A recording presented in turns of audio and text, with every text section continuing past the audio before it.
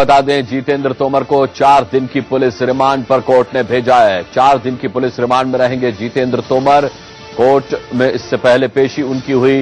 पूरे मामले की लगभग 1.5 घंटे तक सुनवाई चली और उसके बाद कोर्ट ने यह फैसला सुनाया कि जितेंद्र तोमर को 4 दिन के लिए पुलिस रिमांड में भेजा जाए। रवि शर्मा इस वक्त हमारे साथ साकेत कोर्ट से जुड़ रहे हैं। रवि, क्या कुछ कोर्ट में सुनवाई हुई और कितनी देर सुनवाई में क्या कुछ दिल्ली पुलिस की तरफ से कहा गया और क्या कुछ तोमर की तरफ से? देखिए, करीब 1.5 घंटे तक यहाँ पर ये सुनवाई चलती रही और उसके बाद जज साहब ने 15 मिनट का ब्रेक लिया और कहा उसके बाद वो ऑर्डर सुनाएंगे। अभी वो ऑर्डर आया है जिसके मुताबिक जो दिल्ली के कानून मंत्री हैं अब कानून की गिरफ्त में है। अगले 4 दिन वो पुलिस की गिरफ्त में रहेंगे, पुलिस रिमांड पर हैं और पुलिस उनको उन तमाम जगहों पर ले जाएगी जहां इन्वेस्टिगेशन के लिए उनको ले जाना जरूरी है। जहां तक बहस की बात है, मैं अपने साथ अपने सहयोगी वरुण को भी जोड़ूंगा। वरुण मेरे साथ आए। लेकिन जो मोटी मोटी जो बहस हुई अंदर, वो कुछ इस तरह से थी कि पुलिस का कहना था, पुलिस ने तमाम डॉक्यूमेंट्स कोर्ट में प्रस्तुत किए और बताया कि ये सभी जाली हैं और इन पर जो इनकी सत्यता जानने के लिए कि जाली है, बाकायदा पुलिस की टीमें भेजी गई थी जो बिहार भी गई थी और उत्तर प्रदेश भी गई थी और वहां से वो बाकायदा तस्दीक कराकर लाए हैं इस बात की। अटेस्टेड कॉपी पेश किए गए थे कोर्ट के सामने जिसमें ये बात साफ थी कि ये फर्जी है और ये जालसाजी के साथ बनाए गए हैं। लिहाजा अब जितेंद्र तोमर को ले जाकर उन जो यूनिवर्सिटीज हैं उनके वहां पर ले जाकर निशानदेही करानी थी उनसे और इसीलिए उनको 4 से 5 दिन का वक्त चाहिए था। हालांकि 5 दिन मांगा था मगर 4 दिन मिला है। आपको क्या लगता है वरुण, क्या वजह रही कि बेल डिसमिस हो गई और रिमांड 4 दिन का दे दिया गया? देखिए, बिल्कुल दिल्ली पुलिस ने 5 दिन की रिमांड मांगी थी। उनका साफ कहना था कि जो डॉक्यूमेंट्स है, जो डिग्री है, चाहे बिहार वाली लॉ की डिग्री हो, चाहे उनकी ग्रेजुएशन की डिग्री हो, वो डिग्री फेक है और जो वाइस चांसलर हैं वो वहां से उनका रिटर्न में लेकर भी आए थे ऑथेंटिक डॉक्यूमेंट से पुलिस के पास। हालांकि जो बारी जो तोमर के वकील है वो इस बात पर जोर दे रहे थे कि उनको 160 का जो नोटिस है वो सर्व नहीं हुआ और अगर उनको पुलिस नोटिस सर्व करती तो वो जरूर पूछताछ के लिए आते और इंटेरोगेशन में सहयोग देते हैं। कोर्ट ने जरूर इसका संज्ञान लिया। कोर्ट ने एसएचओ से पूछा कि हाँ, क्या आपने नोटिस सर्व नहीं किया था, और नोटिस सर्व नहीं किया था और अगर आपने आज ही नोटिस सर्व किया तो इतनी जल्दबाजी क्या थी। लेकिन कोर्ट कहीं ना कहीं इस बात से कन्विंस था कि जो मामला है वो बेहद गंभीर है और पुलिस के पास इस बात के पुख्ता सबूत थे कि जो डिग्री है वो फर्जी है और पुलिस को जरूरत है वाकई में उनको पूछताछ के लिए बिहार और उत्तर प्रदेश ले जाने के लिए। इसलिए पुलिस ने 5 दिन की मांग थी, उसको कोर्ट ने 5 दिन की जो मांग थी उनमें 4 दिन की पुलिस रिमांड कस्टडी दी है। जी अनुराग, अहम बात एक ये भी रही कि जितेंद्र तोमर के वकील की तरफ से तमाम बातें कही गई मगर एक बार भी ये नहीं कहा गया कि ये डिग्रियां फर्जी नहीं हैं। ये बड़ी अहम बात है अपने आप में, क्योंकि अदालत में एक बार भी इसका जिक्र डिफेंस काउंसिल की तरफ से नहीं किया गया। हाँ, उन्होंने ये जरूर कहा कि क्योंकि ये एक सम्मानित नागरिक है और अगर इन्हें जमानत दे दी जाती है, ये बाहर रहते हैं, तो सहयोग करेंगे पुलिस की जांच का। लेकिन एक बार भी उन्होंने इस पुलिस के प्रोसिक्यूशन के इस दावे पर एक बार भी जबान नहीं खोली कि ये डॉक्यूमेंट्स फर्जी नहीं है, ये असली हैं और ये अपने आप में अहम बात है। कहीं ना कहीं शायद ये एक बड़ी वजह रही कि अदालत ने तय किया कि 4 दिन का पुलिस रिमांड दे दिया जाए। रवि, अब आगे की प्रोसीडिंग्स किस तरीके से रहेंगी? देखिए, अब प्रोसीडिंग बहुत सिंपल है कि अब ये पुलिस की कस्टडी में है। अगले 4 दिन, अगली 4 रातें इन्हें पुलिस के पास काटनी होंगी। इस दौरान पुलिस इनको लेकर बाकायदा उन विश्वविद्यालयों में जाएगी जहां से इन्होंने फर्जी डॉक्यूमेंट्स बनाए थे।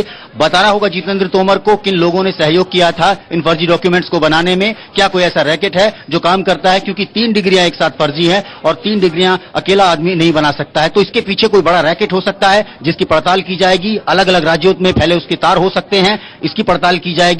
क्या ये एक ही रैकेट है जो यूपी और बिहार दोनों जगह में काम कर रहा है, इसकी पड़ताल की जाएगी। और आखिरकार पुलिस को इस पड़ताल के दौरान में तथ्यों के साथ में ये बात अदालत के सामने 4 दिन बाद रखनी होगी। इतने सबूत जुटाने होंगे ताकि इस मामले को प्रोसिक्यूशन कन्विक्शन तक लेकर जा सके। अनुराग, बिल्कुल रवि, कोर्ट में जज साहब ने पुलिस से यह भी पूछा, इस तरह की खबरें हैं कि भाई एक ही दिन में नोटिस, आज ही नोटिस देकर के आज ही गिरफ्तारी क्यों हुई, इतनी हड़बड़ी में ये गिरफ्तारी क्यों की गई? भी जाएगा, एडवोकेट साथ जाएगा। जी जरूर, मेरे सहयोगी वरुण बताएंगे आपको। अदालत ने ऐसा जरूर कहा कि जल्दबाजी दिखती है आपके काम करने के तरीके में। गिरफ्तारी में जल्दबाजी हुई है, तरीका शायद ठीक नहीं था जिस तरह से गिरफ्तारी हुई, लेकिन बात यह भी सच है कि गिरफ्तारी गलत है। अदालत ने ऐसा नहीं माना। वरुण, जी हाँ, बिल्कुल अदालत ने ये बात मानी कि जो जल्दबाजी जरूर हुई है, क्योंकि अदालत ने जब जो इन्वेस्टिगेशन ऑफिसर है उनसे पूछा कि क्या आपने इनको पहले नोटिस सर्व किया था, उन्होंने बताया कि हाँ हमने नोटिस सर्व किया था।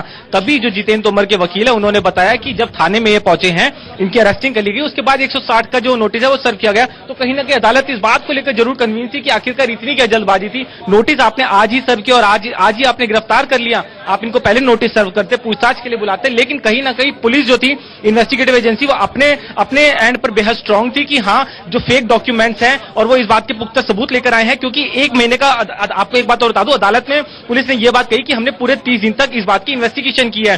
कंप्लेन 1 महीना पहले आई, कंप्लेन करीब 1 महीने पहले आई थी, तो जल्दबाजी में उठाया गया ये कोई कदम नहीं है। जब हमने इन्वेस्टिगेशन पूरी कर ली, पता चल गया कि जो डॉक्यूमेंट्स है वो फेक है, उसके बाद ही हमने ये कदम उठाया। एक चीज और अपने दर्शकों को अपडेट कर दूं, अदालत ने यह बात कही है। जी रवि, लौटेंगे आपके पास। कॉन्स्टिट्यूशनल एक्सपर्ट सुभाष कश्यप इस वक्त हमारे साथ जुड़ रहे हैं। सुभाष कश्यप जी, अब क्या रास्ता तोमर साहब के पास बचा है? क्या उन्हें इस्तीफा देना होगा? क्या अब होगा उनके साथ? ये तो उनके अपने विवेक पर निर्भर करता है कि वो इस्तीफा दें या चीफ मिनिस्टर के विवेक पर निर्भर है कि वो उनको एडवाइस करें।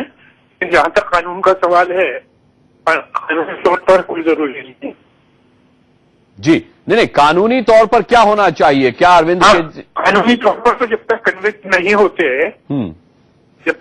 नहीं होते तब तक कोई जरूरी नहीं है।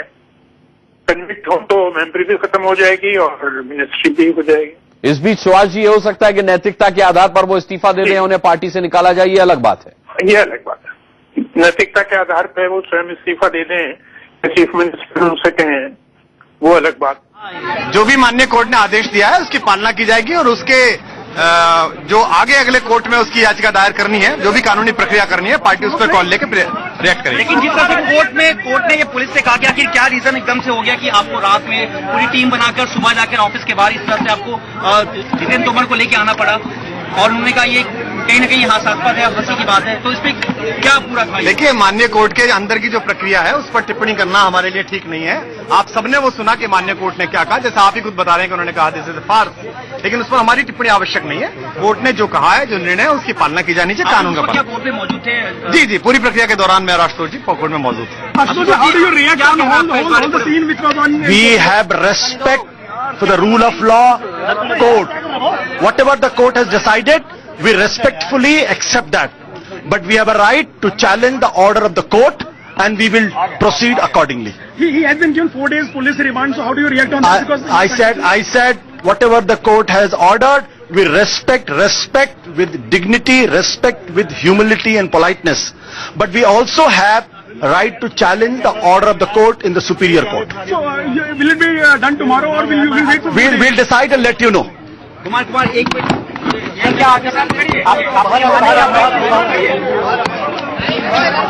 सुनील आशुतोष और कुमार विश्वास,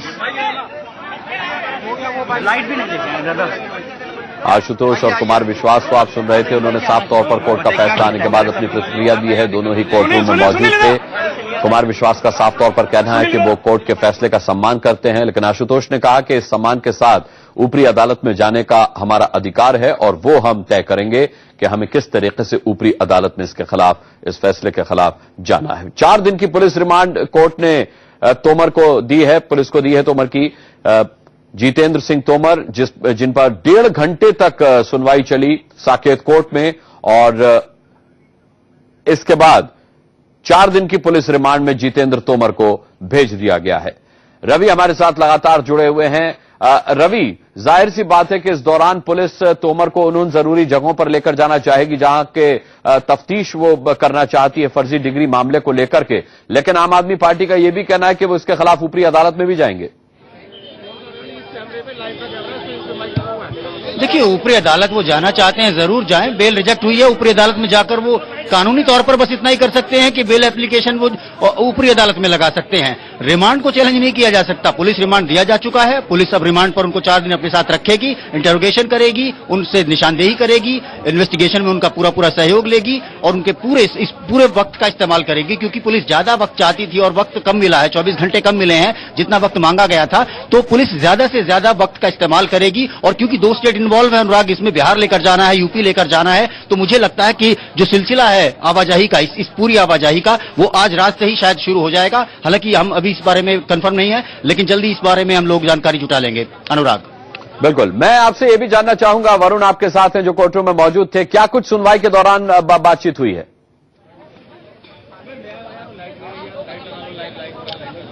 जी बिल्कुल वरुण, अभी मेरे पास नहीं है, लेकिन जैसे ही वो आते हैं मैं आगे बताऊंगा। मेरे साथ मेरे सहयोगी मौजूद हैं। मैं आपसे जानना चाहूंगा, आप मुझे बताइए कि अंदर जो कोर्ट रूम के क्या कुछ चल रहा था, किस तरह से माहौल क्या था कोर्ट रूम का जब ये दलीलें दी जा रही थी, और खासकर तोमर साहब की बॉडी लैंग्वेज क्या थी? की तरफ से जब दलीलें दी जा रही थी तो काफी ज्यादा गहमा-गहमी थी दोनों ही तरफ से, क्योंकि 5 दिन की पुलिस कस्टडी की डिमांड यहां पर की थी कोर्ट से।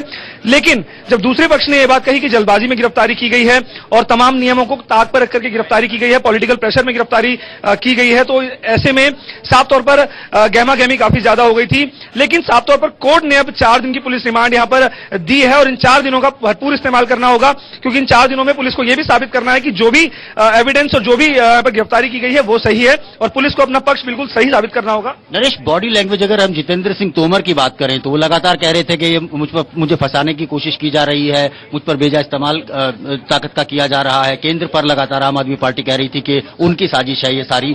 लेकिन अदालत में अब जबकि साक्ष्य सामने रखे गए, जबकि बताया गया कि ये वो डॉक्यूमेंट्स हैं जो कि फर्जी हैं, और अदालत ने उनको एक्सेप्ट भी किया कि हाँ, पहली नजर में मामला ऐसा ही दिखता है। बॉडी लैंग्वेज उस वक्त क्या थी तोमर? जी बिल्कुल, जब से गिरफ्तारी हुई है उसके बाद से उनके माथे पर बल पड़े हुए थे, काफी ज्यादा परेशान वो लग रहे थे, और जिस वक्त वो कोर्ट के अंदर एंटर हो रहे थे पुलिस की वैन के अंदर, उस दौरान वो काफी ज्यादा परेशान लग रहे थे।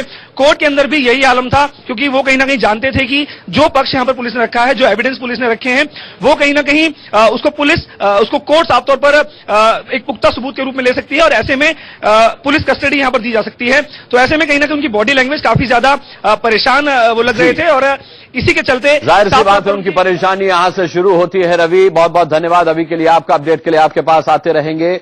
बहुत बहुत धन्यवाद रवि शर्मा का करना चाहेंगे।